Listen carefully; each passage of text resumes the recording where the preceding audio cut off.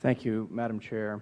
I want to express appreciation to Ms. Wilson for her deep concern about Haiti. I was there on Election Day last year as a part of a group of members of Congress. As a group, we're observing the integrity of the election, and like so many members, have a deep concern about that country, which is really on the doorstep of our own neighborhood and has been mired in such deep poverty and structural governance difficulties for so long. I think many of us share the concern.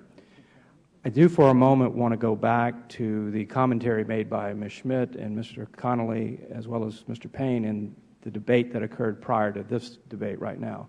I think some excellent and constructive points were made about the problem of trying to carve out countries, prioritizing one over the other with somewhat limited information in this particular process.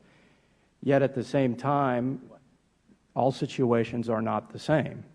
And do we take advantage of the moment to actually determine whether some slight increase of resources for one particular area of the world as balanced against other areas of the world that may not have as pressing of a need at the moment is particularly germane? I think Mr. Payne made that argument, and Ms. Schmidt and Mr. Connolly made equally as good arguments about this problem of going country by country and carving it out. I'd like to point out that we have a process by which the administration notifies our committee before the UN Security Council acts on any change of a mission and commits troop levels. They notify our committee, and if there's an implied consent if we don't do anything.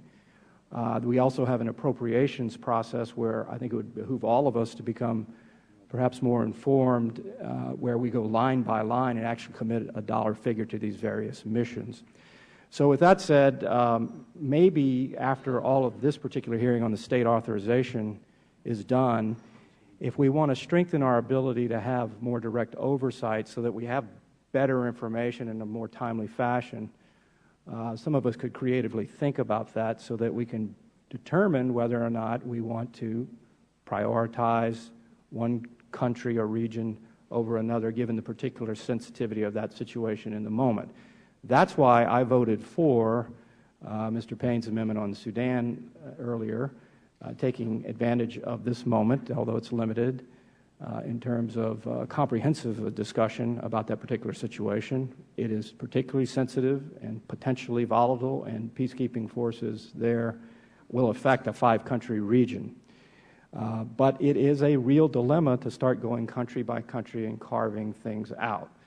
So again, as a constructive comment, Madam Chair, perhaps if some of us want to think creatively about a process later that puts us more in the midst of direct oversight or better exercising what's already in place, I would simply offer that and yield back my time.